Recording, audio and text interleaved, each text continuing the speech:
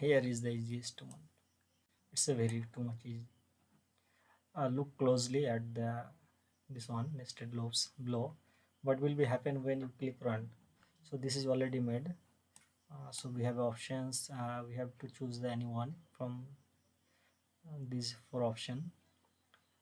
It may be A, B, C, D. So first one is the we will move forward and get nectar only one time. The bee will get only 2 units nectar. This is the units, and the bee will get all of the nectar. And option D, the bee will turn the wrong direction. So here is the option. So it's taking the right direction. Okay, so there is no any option for D. The bee will turn the wrong direction. So it will be in the correct direction. Okay, so it's right means it's the correct direction. So we have to eliminate this one. So we have a three options. Anyone can be choose. So I am going to select this one. See, let's see.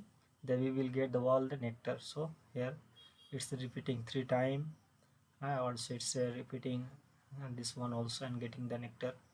So let's see what will be happen.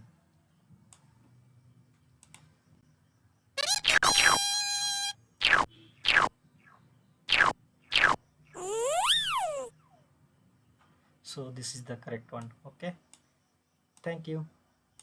For more videos, subscribe, like.